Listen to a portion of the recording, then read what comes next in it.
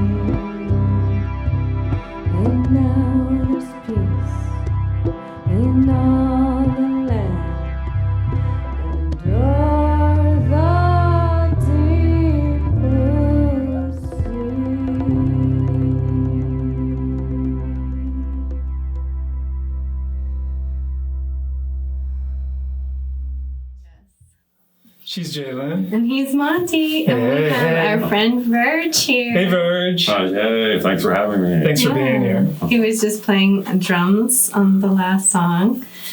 And I just want to say that song is very meaningful to me because I don't know if you heard the line, but it's love of life finally turned the tide, you know, and so that one's a really big one for me. I like it. Well, it's what we need to hear, too, just the whole relax, it's going to be okay Yeah. Yeah. kind of theme. Deep blue sea. Yeah, so we made it. 2021. 2021. Yeah. Wow. Yep. Just what a time. Yeah. Lots of learning and growing, I imagine. Yeah. Was for me. 2020 was. Yeah. And I think it's going to keep on going. And I think I don't remember which of our temple friends. We're all on Temple of the Mind, and Jeremy's with us filming. It's a Facebook group. Yep. And somebody posted something that we really need each other. I think it was you. Yeah, it probably was. 2021, we really Let's need stick each together. other. Let's stick together. Sure. I have the very unlikable opinion that 2021 is going to be harder than 2020. I absolutely And agree. people, I don't know why we're not realizing this as a whole, but I mean, we're still bailing each other out right now. Like I was hearing recently that 35% of all the money ever printed in the United States was last year, 2020. Yeah, finances are So going to that's change. not going to bode well, but you know, everything in life is, I use the colloquialism, F it up, fix it. And that's how life, I think, is that you F things up and then you fix them. Well, it's like you got to find the boundary. You got to find the wall. You got to run into the wall, and then you got to fix the wall. Well, and when certain doors close, other doors open. Yeah, perhaps. there's that too. Perhaps we can all learn something and learn to stick together. That's one of the things that. Right. That's a very Aquarian perspective, is helping each other out. And I think Jeremy said on the Facebook somewhere that we all will rise together. We help each other rise up. And Yeah. you know, this is the thing, is that we are all helping each other, and we're all going to fall. And that's when we can help that person who fell feel better, dust their knees off, and let's keep going. You know. Well, that's why our tribe, just having a tribe, is so important. Yeah. You know, and just we've got each other's backs.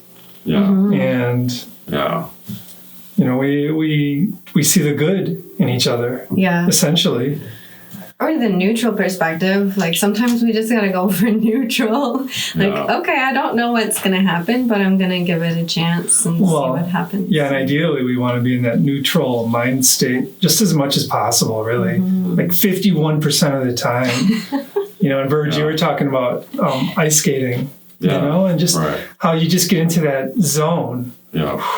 Just kind of being. Yeah, I was talking earlier about the fact that I have all these activities. So is it all right if I give you a minute's worth of a little bit of my background? Sure. Yeah. Because what you're talking about definitely plays into a lot of the things I've been kind of working on in my life. So it was about 8 years ago. I was driven from my doctor's office to the emergency room in the back of a police car because I thought I was depressed. And I went to my doctor and I filled out the questionnaire and wound up admitting that I was actually suicidal. I'd already had my foot out the door a couple times, right? And so it just changed my entire life. Basically filling out this questionnaire in my doctor's office changed my entire life, you know?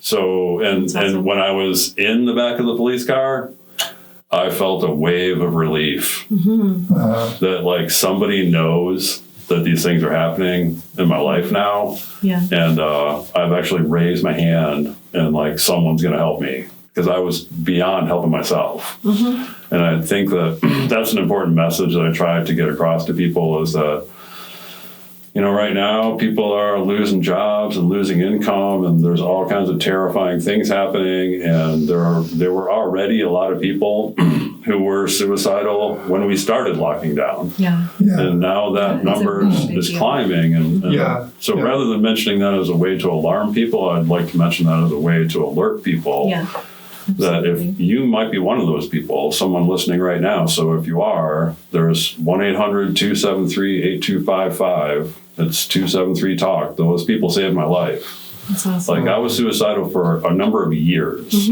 And, you know, so there's a lot of hard work that's involved to get yourself from being suicidal to having like what I describe as a pretty amazing life that I have now. Yeah. You know, I never thought that I could be happy. And to me, that was the reason, that was the real reason that I didn't want to live anymore. Because I thought I would never be happy. How could that ever happen for me? And if I had the person that I am now standing next to me then, that would have changed everything. So I figure now I am the person I am now. And there's all kinds of people that need to hear this. Yeah. So I just do my best to get people to understand that when you're that far down, you need to ask for help. And there's no shame in that. Like, that has nothing to do with whether or not you're a strong or capable person. Trauma is trauma. Yeah. When something hurts your brain, your mind, you need help. And you can't put that aside because you feel this shame. Right. And we also need to talk about this more so that people don't feel ashamed to ask for help. Well, since we're bringing this up, I'm going to share a little bit too. And I have had a lot of suicidal ideation through my life. And I had a flashback while I was doing dishes the other day. We were listening to a song, and it was Edie Brickell. I can't remember the name of it, but it's Push Me Into Shallow Water Before I Get Too Deep. Yeah. And I was 14, and I did not want to be a human anymore. And for me, it's not about that I don't think that I'll be happy. It's just that I don't want to be a human. Yeah. So it could, you know, it happens to people. I fell pretty hard during the holidays and had to admit it to Monte, and that was a little intense. And, you know, it's like I have a really good life. I am happy, but sometimes that PTSD hits you, and it's just like, and I really understand how people can, you know, go that final mile, and everybody around them could be like, I had no idea, you know, because you can hide it so well. And then all of a sudden you're just like, I can't do this anymore. Yeah. And so for those people, we're here. Yeah. You know, we've had the experience of surviving and making good out of our life and healing, and we're on the path. So, you know, and I'm glad that you have that number memorized, because I've wanted to say that before. Yeah. The suicide hotline number, right? Yeah. And so this is a hard time of year, and this is a hard time of most of our lives. Yeah, for sure. So, yeah. And it's this amazing opportunity to figure a lot of things out while we have this time, you know. Exactly. And the mindfulness, I mean, you guys kind of came along at a really good time for me with the group that you're doing, because it's something that I was only realizing. Like I have all these techniques that I've used to make this recovery in my life. And many of them are very revolving around like physical activity, especially if you can be outdoors. And then there's creative stuff like playing the drums and actually improvising on the drums. And, you know, I realized just recently that there really is this connection between all those things. And that is that I'm not thinking about... All right, there's a caveat to that, but for the most part, I'm not thinking about the problems. I'm thinking about this. I'm thinking about, I'm going to do 10 reps of this exercise. And to get the last 2, all I'm going to be doing is concentrating on pushing this bar. And that helps me as much as the actual exercise, I believe. Now, the one exception to that is that when you do something like group drumming, which I'm a big advocate of, and I organize drum circles and things like that, I do them for therapy for others. But what they've found is that some of the amazing things that happen, one of them is that you can be still thinking about, maybe you're grieving. You're not going to turn that off. Right. So you're in this drum circle now, you're doing this rhythmic thing along with these other people, you're thinking about this horrible thing. And as you continue to perform that rhythm and hear it and feel it, as your heartbeat is synchronizing to the heartbeats of the other people in the group, which does actually happen. And as like both sides of your brain start to work now almost equally with this hemispheric synchronization that happens, you get this connection where you start to feel calm. You feel like energized and calm at the same time, and you're thinking about this horrible thing. Yeah. And eventually, when you do that for a number of hours, you can start to think about that thing without it destroying you. Right. And there are people who have like gone through, there was a woman whose 19-year-old son died. In 9 months, she said, I can just talk about my son now. And I don't just completely... Yeah. And it was because she stumbled upon a drum circle. And the first time she did it, she realized, like, she needs to keep doing this. Yeah. And she did that once a week. And it made that, they say it actually ratchets up your mental health. So you climb up a little notch, that's it. You're not falling back down. And you can go for a year and not go to a drum circle and maintain these levels of inflammation in your body, all these other indicators of like your general health, you know. There's a neurobiological explanation too, and that is that when you are doing somatic work, so you're moving, you're hearing rhythm, you're working together, and you have that cognitive story going on in your head, it's allowing you to process. Without focusing completely on it, you're focusing on the somatic thing. Yeah. And so you're processing the trauma. It becomes integrated so that you can no longer be emotionally tied to it. So that's what's going on. Yeah. Which is really This is cool. why I came here, to learn this stuff. Yeah, and I think you can get... Instead of, and then when the traumatic thought bubbles into the conscious mind, because that's the way it works. We have the conscious mind and then the subconscious. Yeah. And the trauma can get stored in the subconscious. And when it bubbles into the conscious mind, if we can meet it from a place of equanimity, right? Yeah. Rather than like tripping out and like, freaking out and having this huge emotional reaction and pushing it back into the subconscious for it to like bubble up again. If we can meet it from this place of equanimity, and perhaps then what we're doing is we're enabling it to release it into the supraconscious mind. Yeah. You know, just like, so it's... Wow, that's cool. Yeah. I've been trying to understand all this stuff, and so I do... I play in this band. It's called Mood Train. So it's one word, Mood Train, and everything we play is improvised. And typically, I've been trying to figure out ways to avoid telling people that, because when we play a set, people don't realize that we're improvising. And they ask afterwards, and I say, well, it's all improvised. And they say, well, how much of it? And I say, every note of it. Yeah. And it doesn't seem right because we've been doing this for so long that it's pretty much seamless, even though it's all coming straight out of some part of our brain right at this moment. And what I'm finding is that is the most powerful tool. I can play one 10-minute jam with Travis, and it's like the week's worth of stuff that was weighing on me.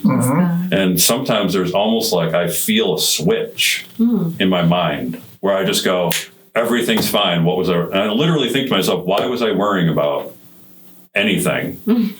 You know what I mean? Like, life is so good. Well, why was I worrying about these things that are like, whatever, man, next week I'm going to be over that. Yeah. And so I am searching, like I'm definitely looking for as many of those things I can incorporate into my life. And I'm finding that it's the more, I feel like the more things, this sounds so bizarrely, what's the word, like, it sounds counterintuitive, but the more things I'm actually doing with my mind and incorporating them into the things my limbs are doing, the calmer.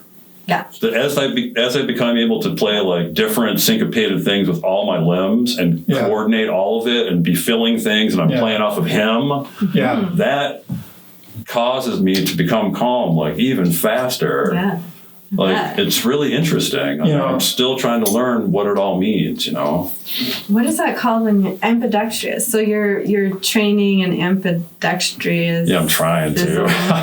And you're syncing with another, so it's not all about you, and so you're like trying to find a groove, right? And that I don't have time. There are no external thoughts now. Yeah. Pretty much. That's so Every once in a while I can get where I'm on autopilot. Yeah. And then I listen back like, wow, how was I playing all that cool stuff on autopilot? Yeah. We also record everything that we play. That's very cool.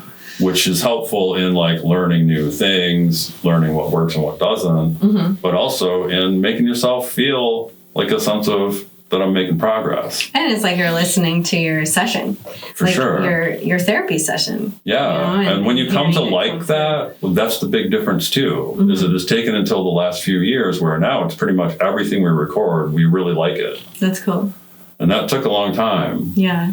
So I'm learning about self-esteem as I learn about mindfulness. Absolutely. They're very tied together. Another technique you can use when you're not playing, because it seems like the drumming really helps you a lot. Yeah. But there's a lot of time when we're not playing as well, and it's a technique called metacognition, and that means to be the witness to your thoughts.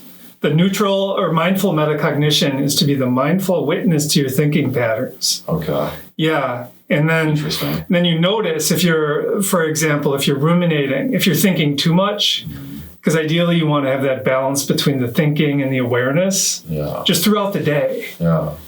And if we can just notice our thoughts and then that gives us that empowers us to be able to steer our thoughts or to be able to reboot the mind. Instead of our thoughts controlling us. That's really cool. We're controlling our thoughts. So it's a super empowering perspective to just take with you wherever you go. Okay, because here's the thing that's interesting about that is that I keep finding is that this thing with the drumming is analogous. So many analogies to all these kind of things. Yeah. That's the same thing as, here's my stupid pattern that I'm always going to play when I play in 6. Right? And then I just go, okay, I don't want to have that pattern be every time I play 6, I play the pattern. Yeah. So I make myself learn this new, and it's like the neuroplasticity thing. Yeah, exactly. I'm rewiring things. Totally. And I think to do this on the drums. Yeah. I need to expand that and think more about like, well, what are the other ways I can utilize like that? you're using that technique to almost play with your thoughts. Yeah.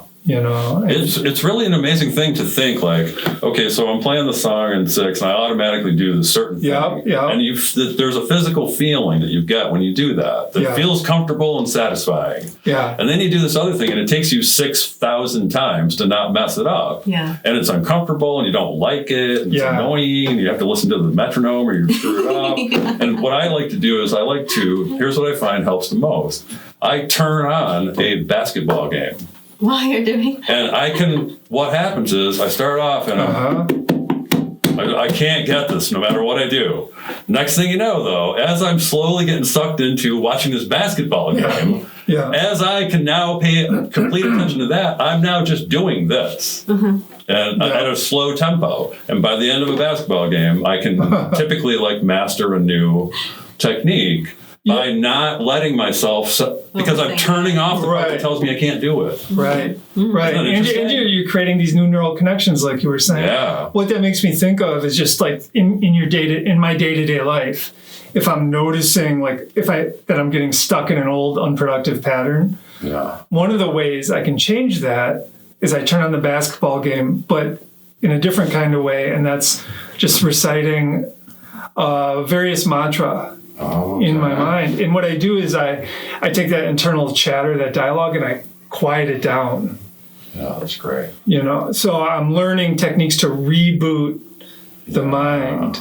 Yeah. Could you talk more about, you had this really cool little 5-minute thing that you did on a blackboard. Oh, yeah. It's great because I thought, let me get this right. It's a calm state and then agitated. The mind is on this continuum. On one end of the continuum is relaxed clarity. That's relaxed clarity. On the other end of the continuum is agitation. Yeah. And the idea is if we can find a balance in our mind between our thinking mind and our awareness, the awareness part of our mind, that we just naturally move towards relaxed clarity. And That's awesome. we just want to incorporate that throughout the day. And if our mind's in agitation, all the negative emotions spin out of that. Yeah. And this is it's the QMC, the quality of mind continuum. And it's something you can monitor. Like I said, you could be the witness to how your mind is feeling. My mind is agitated. Okay, let's look at this. What am I thinking about? Am I being judgmental? Yeah. Am I being, that's huge in our cultures. We judge other people. Yeah, or and ourselves. that's the thing. If we get in the habit of being judgmental, we judge other people. And then when we make a mistake, we judge ourselves. Yeah. Or when we think of the past, we judge ourselves. But if we can get out of that judgmental mind state, which essentially is what mindfulness is, it's non-judgmental awareness. Yeah, that's really cool. So you watch it, and you notice, my mind's being judgmental. I'm thinking too much. I'm agitated. Yeah. Okay, I'm going to get out of that. I'm going to go into some mantra, or you could do some drumming, but you can't always do drumming. You're at work or whatever. But you can always be that witness. You can go into that place of metacognition where you're looking non-judgmentally at what your mind is doing, at what your mind is projecting. Yeah. It's almost like the mind is the projector, and it projects this image onto a wall. And as you learn to control your mind, you're able to change that image on your wall. Instead of identifying with the image on the wall and feeling helpless, like this image on the wall is me. Yeah. My thoughts are me. It's like, no, that's a mistake. And that's a mistake that's common in our culture. So cool. And that's part of human evolution, is for us to learn that, no, we are actually the projector. Our consciousness is the projector. And we can determine, if we're skilled enough, at what we project on the wall. And if we don't want to project a judgmental scene or a hateful scene or a guilty scene or just like whatever it is. I mean, we all have like numerous unproductive thinking patterns that have been handed down to us from generation to generation. And we many of which we created ourselves. No. Well, we've created them, but we've also had them handed down because 20,000 years ago we needed to fight over the water hole. Right. So we have all these patterns of, they're bad, let's get rid of them, blah blah blah blah blah. That whole mindset that we can evolve past now. Yeah. And it's great. But the metacognition, just being that witness of what you're projecting, is step one.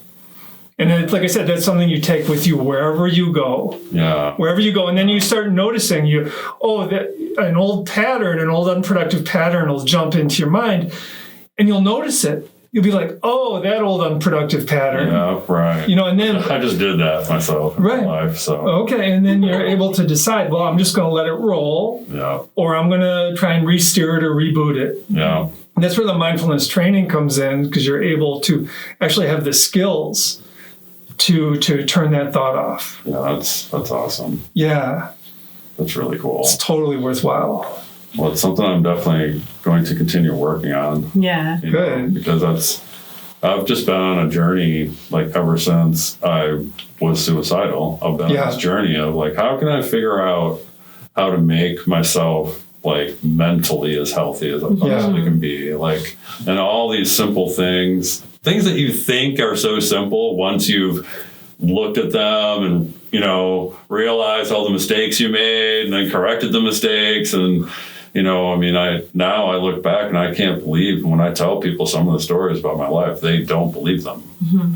Just because they're alarmed that I had that, like, no boundaries. Mm-hmm. Every relationship was toxic. You know what I mean? Just like, wow. For sure. And I don't look at that as anyone else's, like, it's no one's fault per se. Yeah. But certainly I have a responsibility in all of that I need to figure out how to make sure that doesn't happen. Right. Yeah. It doesn't mean anybody is to blame. Certainly I'm not just a victim. I refuse to put the frame of, like, victim around myself, because I put myself in all those situations.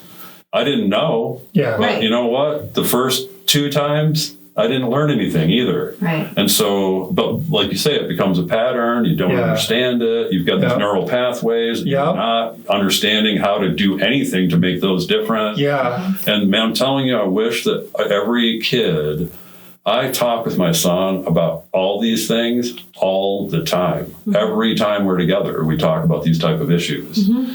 So that he understands, like, your mental health is as important as your physical health. And that it's also that it's not selfish to take care of yourself and, like, in a sense, like, above all others. Like, when you honor yourself, then you can start to honor other people. And I didn't realize that. I let people have anything that and I would just sacrifice everything until I had nothing of my own that I cared about. Like, I wasn't expressing even who I was as a person for, like, years and years of my life.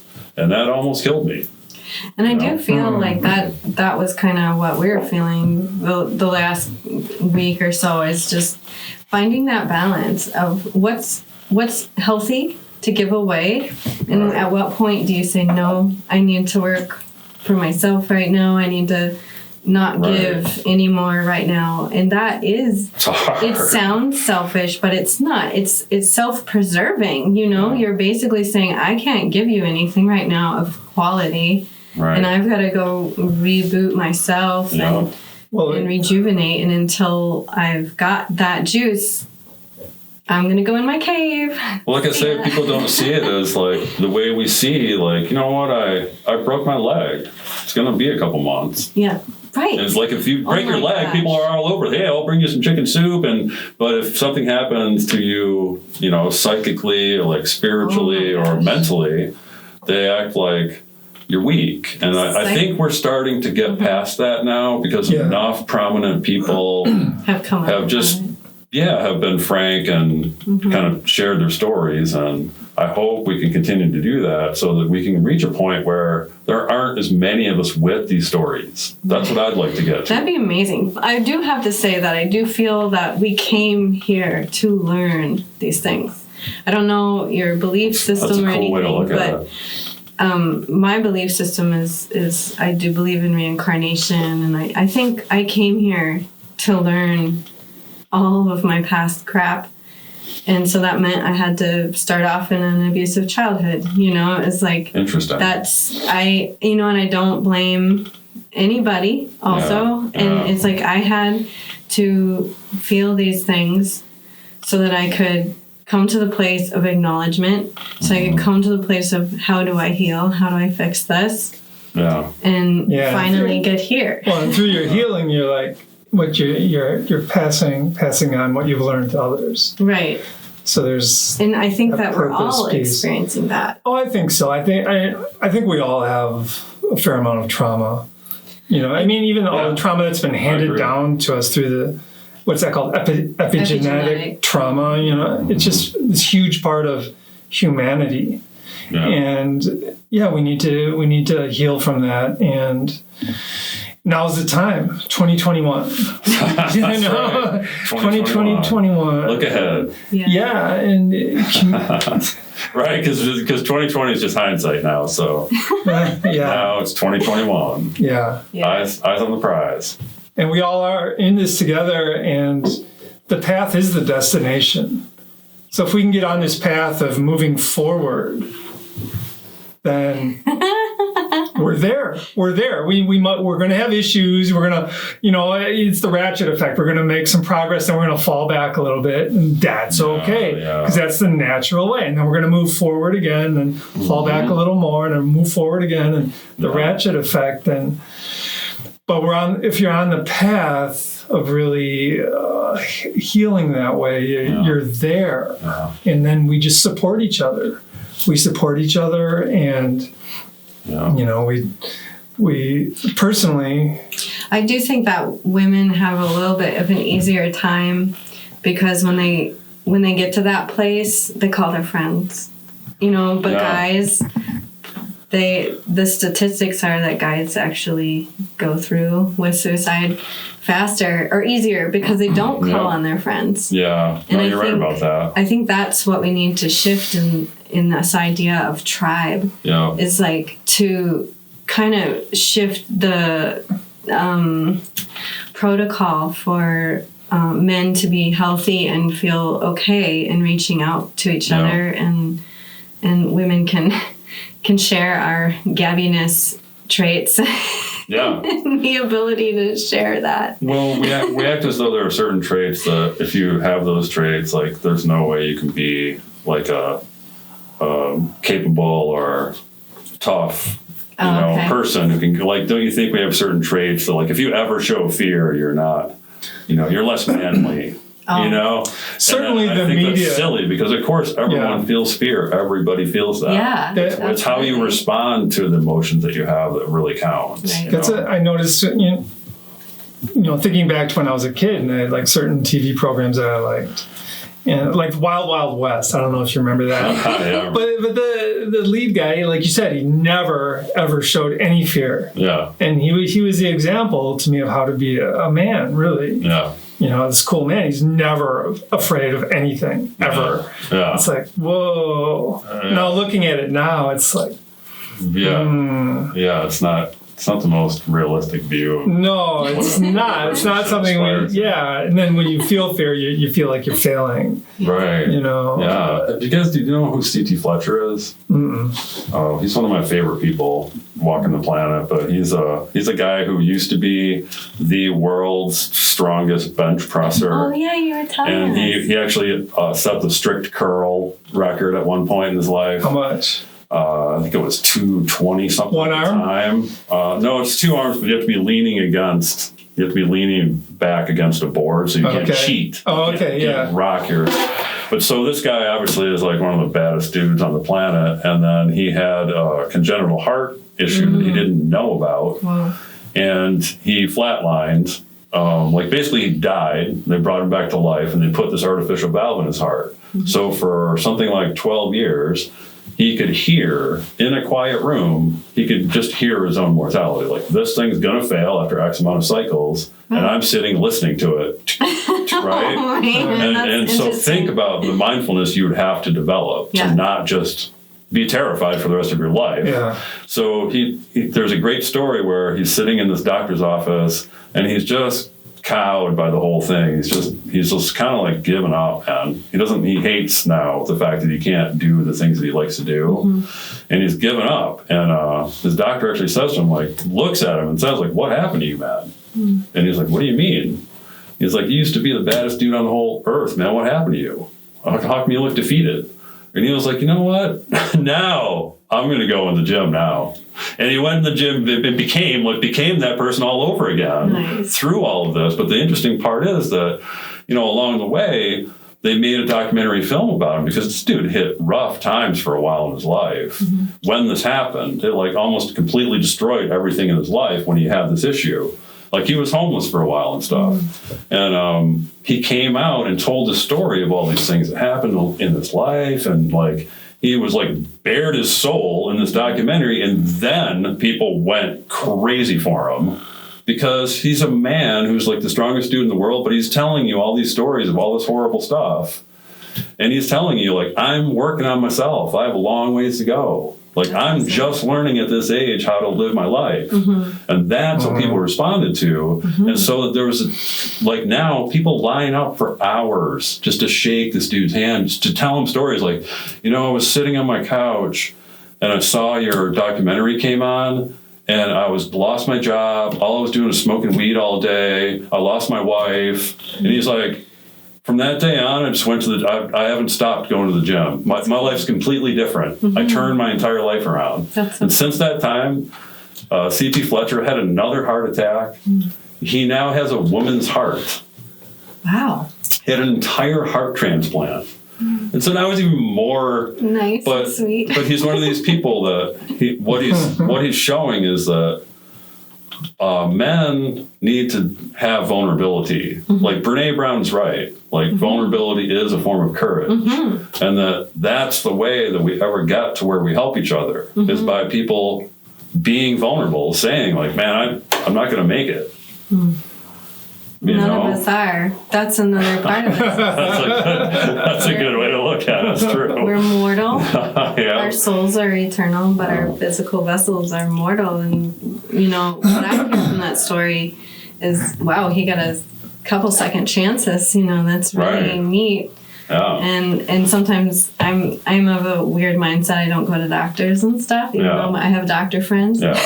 Right. and I like question myself, am I really as stoic as I say I am? Will I really just let go and when it's time, or will I run to the doctor and say, save me? Yeah. And then I hear a story like that and I'm like, Well, yeah, he's taking the second chance, and he's like turned all these other people's lives around. Yeah, with that's really cool. Yeah, it's really neat. He's a neat dude. It's nice to hear that story. But I think that's what's bound to happen this year. Mm-hmm. I mean, the stories I'm already hearing, because I am the person I am, I hear a lot of stories about how people are doing with their mental health, and it's not good, you know? Yeah, there's a lot of And so struggling there's an opportunity for us to figure a lot of stuff out, because there's going to be a lot of suffering. Yeah. Like there is a lot of suffering right now. Mm-hmm. Part of it's just everybody hating on each other 24 hours a day is part of it. Yeah, and It doesn't help. That becomes our role to not hate any of them. Yeah, right. Yeah. Let's not fall into that trap. Yeah, and that just like brought up I was talking to my son and he was like debating with me, is it this or is it this? And I'm like, well, you know, I think it's both. And he was like, oh, yeah, I guess that's a possibility. Yeah. And like, I'm that person. I'm the person that I'm in the middle of everything. Or it's like I hug it all. Yeah. Like it's all of this. It's not right or left. It's not blue or red. It's purple. You know, it's like this is not something to be divided on. We can't be divided. We're divided on, I don't like the way you care for people. Right. That's what I see happening. Yeah. These people care for people in this way. These people care for people in this way. Yeah.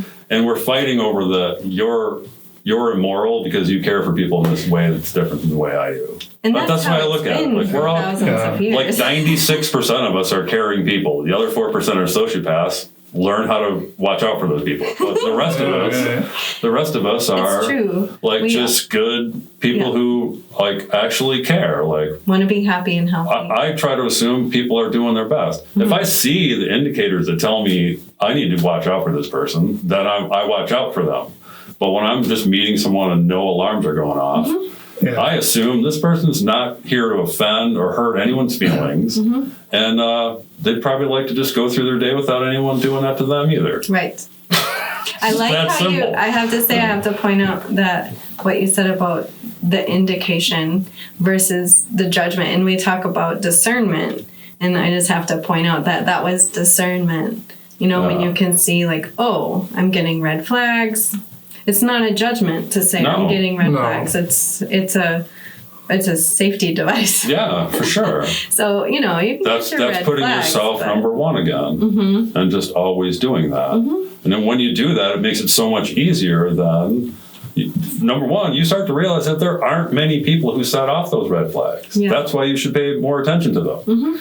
And that actually makes you breathe easier. I've found that the more I've learned about things about my own protecting my own safety, the more relaxed I actually am. Yeah. Because I'm doing all these things now. That's part of my daily life. When I'm putting my gas in my car, I don't stare at the tank. I'm looking around me to see what's happening with everybody who's here.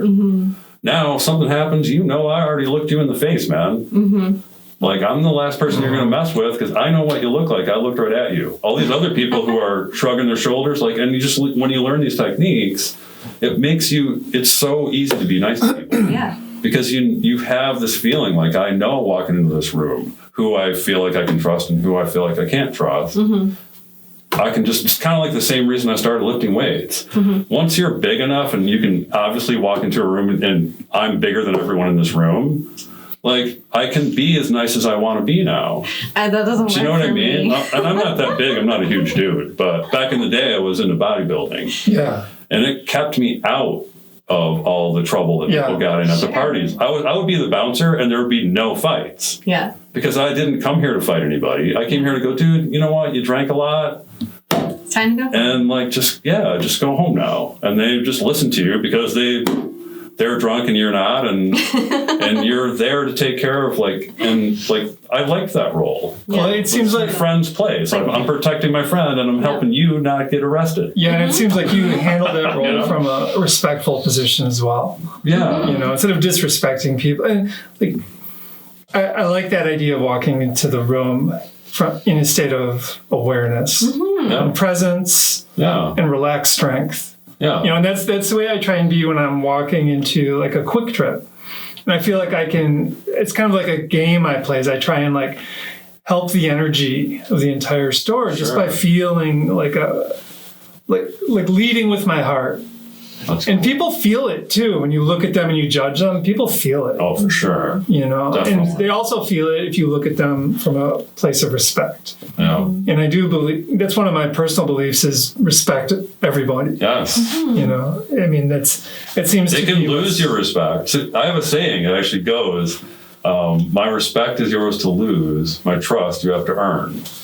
So I'm going to respect. If I'm just meeting you right now, I'm going to show you respect. But if you do something to lose my respect, you will lose my respect. But you have to lose that respect. I'm going to give you my respect when I meet you.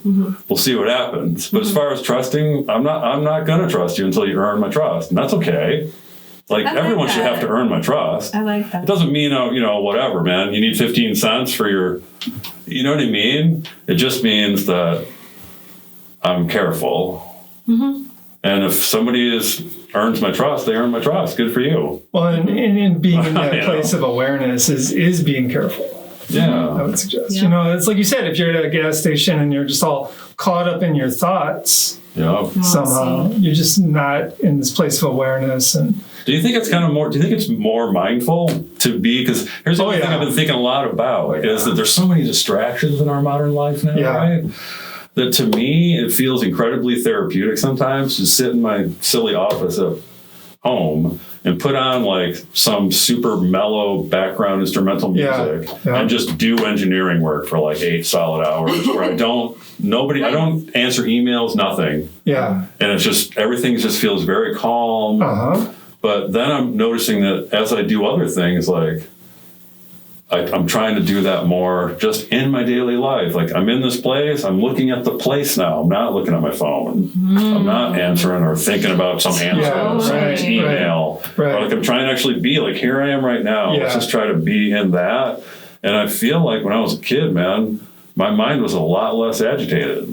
Yeah. Because we didn't have all these. Well, yeah, we need to be moderate with our screen time for sure. Yeah, I'm learning that. Because the mind is sensitive. It's durable, but it's not designed to just have all this data, information and misinformation pouring into our minds constantly. That just it makes us whacked. And that's what a lot of people are dealing with. And they feel whacked, and then they'll point their fingers at other people and blame them. Yeah, it's no. We have to learn to be moderate with our mental diet. It's something. People are way into the physical diet thing, but mental diet is super important because our minds are just so powerful and we want to hone them so we can create a better world.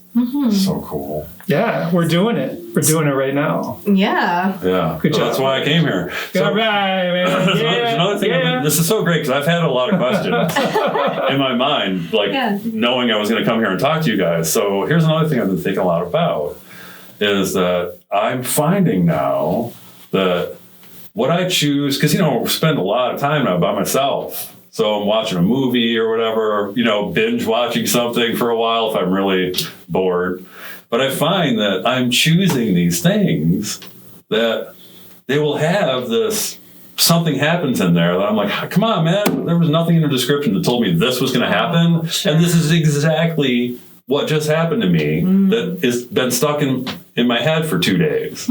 And so that it's almost like my subconscious mind is figuring these things out. And I'm choosing, because I started thinking about this about 6 months ago. Anytime I choose to watch a movie, choose to read a book, choose to listen to some music, what made me choose that? Do you know what I mean? Yeah. And I'm finding that my mind, as I'm starting to learn some of these things that you guys are teaching, I'm optimizing like my mental health. Yeah. But it's like my brain's regulating it for me. Yeah. And it's really amazing. Well, it's kind it of makes me feel really good about my life. Heck yeah. It's that kind of, you're kind of touching on just the mystical reality of life. Yeah. Which is like, it goes beyond our understanding. Yeah, And there's definitely like things about synchronicities life. just sort of happen the more we were on the path, I believe. Yeah. And then that's part of the reason I'm motivated to be on the path. Yeah. Because I love experiencing stuff like what you're talking about and noticing it, mindfully noticing it Synchronicity is a big deal. I notice that when things are, when there's a big deal happening in my life, it's at the same time, like, why do I see 555 every time? Why do I see, or just, not only that, but just, I just saw that yesterday and now I saw it again. And I mean, here's one, for example. How do you wind up having 3 occasions in 24 hours where someone loses an ear in a story? Okay. I mean, That's really and none of them was Vincent Van Gogh. 3 other people. Did you even know Paul Stanley from Kiss only has 1 ear? No. Well, neither did I for the entirety of my life until 2 weeks ago. Okay. When it happened to pop up with 2 other stories of people with 1 ear. I mean, interesting. Maybe it's a message that you need to I know, like I just need to clean my ears maybe. But I just find those kind of things like totally fascinating. Like, what are the odds of this? How could that have happened again? And it's so good to watch for those things. I don't know what they mean. It is. Yeah. But on the other hand, we don't want to get carried away with overanalyzing. Right. Because that's one of our traits as humans. We can overanalyze things and then bam, we lose the moment. Because we need that time just of transcendence that's above the analytical mind. We have the analytical mind, which is super powerful, but we need to touch into that place of quiet, transcendence, just periodically throughout the day, ideally, boom, boom, boom, boom, boom. And then at the end of the day, our mind is much more relaxed and clear. So the analysis is important, but we don't want to overdo it. That seems to be a trend. It's that trust.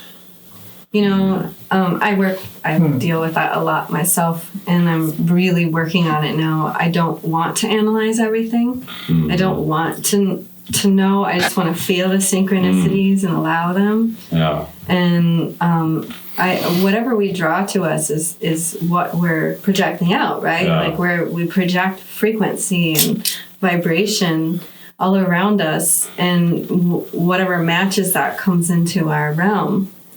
So these synchronicities are kind of like, here you go.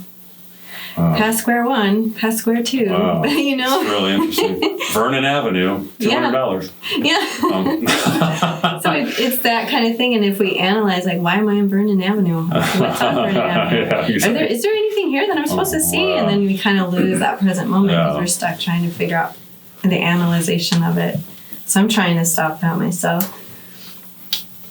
All right, so I'm thinking that it's probably time for our last song. Are there any last thoughts for our listeners that we'd like to share? I just want to say thank you to Verge for making this trek from Madison to this beautiful little town that we live in here. And on a winter's day. Thank you for having me. It's beautiful. Thanks to Jeremy for running the cameras and everything. I always appreciate having Jeremy around. He's got these really awesome vibes. We're reaching the world. Thank you for making a happy face right now. we really appreciate all of you. And if you have any final thoughts? Let's stick together in 2021. Let's see what we can create in 2021 as we stick together and work on ourselves. Let's see what we can manifest, because we are incredible manifestors, all of us. And together, who knows? Right. I'm excited. Be well, y'all.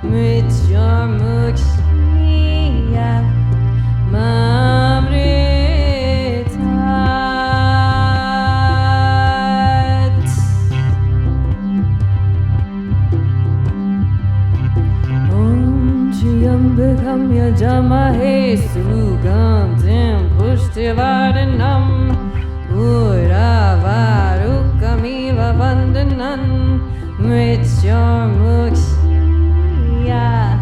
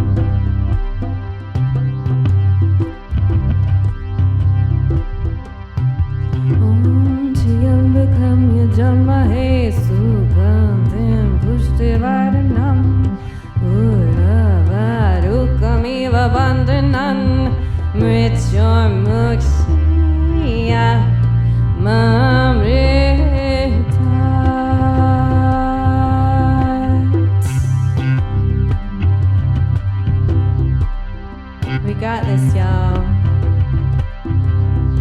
Care for each other. Find respect. Love one another. Trust in the divine.